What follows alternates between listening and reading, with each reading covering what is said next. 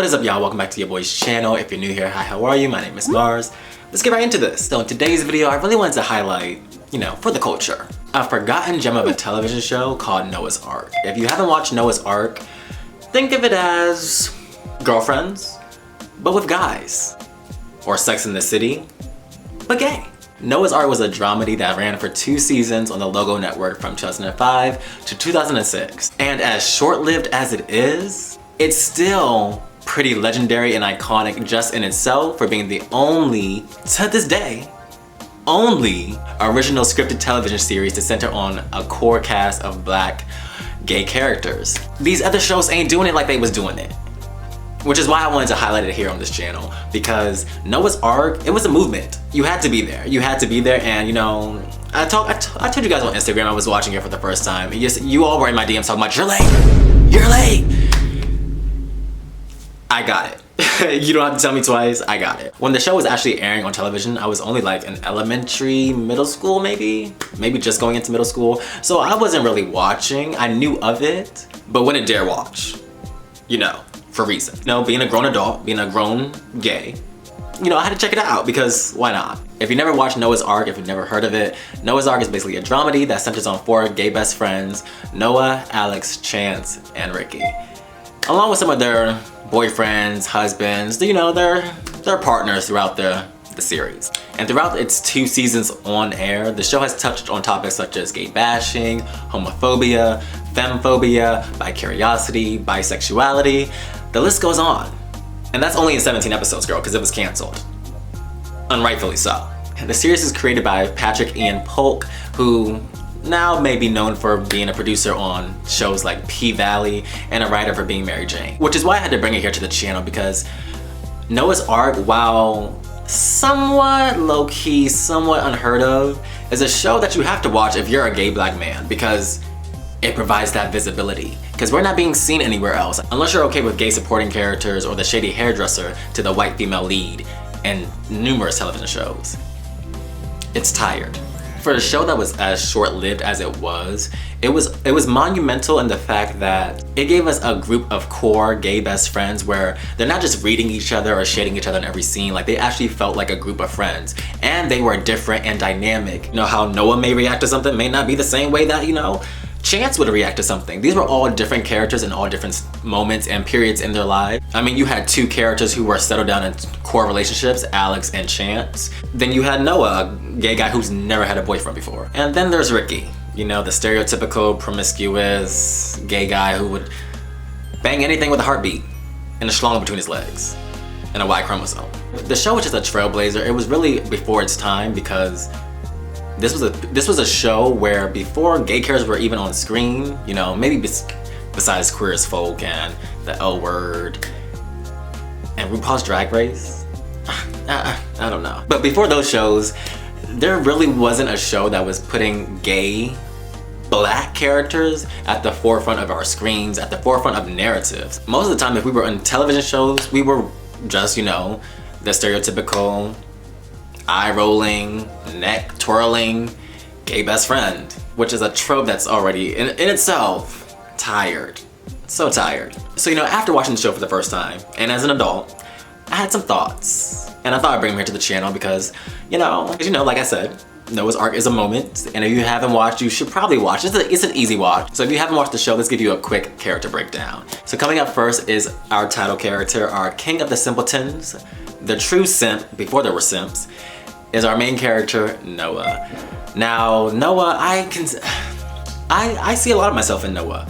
Noah is a guy who's, he's an all-around good friend. He's a true romantic. He just sees the good in everybody, even his closeted crush, Wade, which, honey, was nobody's trade. Nobody's. And thanks for showing me your student film. It was cool, very edgy. But you liked it, right? Yeah. I liked it. But, Noah, sometimes he was a little too down. Like, he had no backbone, especially when it came to his boyfriend, his trade, Wade. There were moments throughout the series where Noah would do something just because his boyfriend Wade liked it. Like for example, there was a moment in season 1 where Wade wanted to move into Noah's apartment. They just started dating, but he's moving into his apartment. Instead of actually saying anything to Wade at the forefront of their relationship, like, hey, this is too soon, you're moving too quick, they start looking at houses together. And Noah doesn't tell him that he doesn't want Wade to move in until they're actually house hunting.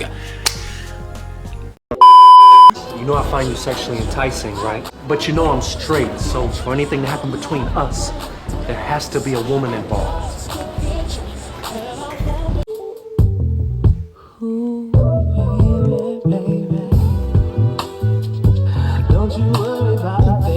Sorry.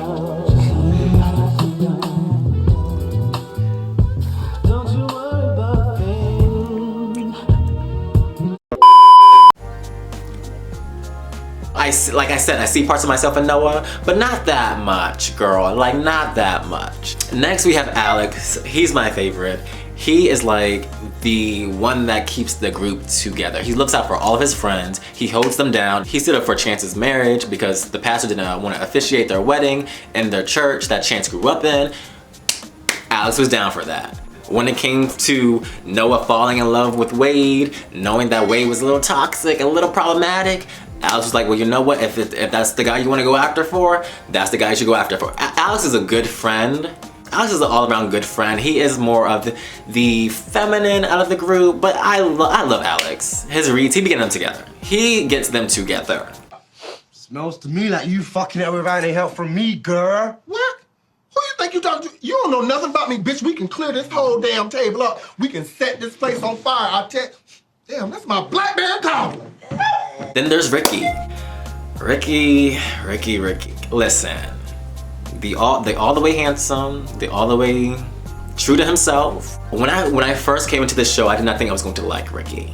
He's, you know, your stereotypical I bang anything I see. It's the quote unquote hoe out of their group. He's the one that will bang anything, even some of his employees at his boutique. Do you need help with those? Dwayne, I have a strict policy of no sexual relations with employees. Well, then I quit. You can't quit Why not? because you're fired.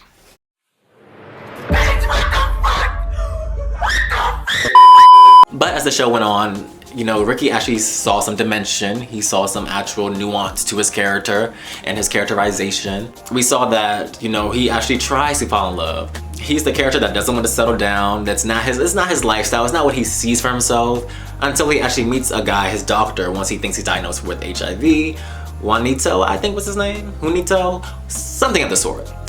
And last but not least, we have Chance. Chance is the college professor. He's the one that's probably the most successful out of his friends. Probably the oldest also. I'm hoping to liberate black gay men from both the controlling forces of the free market mentality in which slavery was rooted and the self-hating mentalities induced under current models of psychoanalysis. Chance is the one that has the most home-rooted out of all of the friends. He has a whole relationship. He's married. He actually has a whole stepdaughter that he looks after with his husband. And we get to see that evolve. We actually get to see his husband Eddie's infidelities and their home life with their daughter. It's wholesome. It's sweet to watch. He's the only one that actually has like a core family out of the friend group. So it really shows the different dynamics between the group. There are different approaches to different situations. Chance is typically the straight man in the friend group. He's the one that's usually giving like sound advice that they usually never take. You know, we don't really get to see much of Chance's character development in the early episodes until, you know, he actually gets cheated on by his husband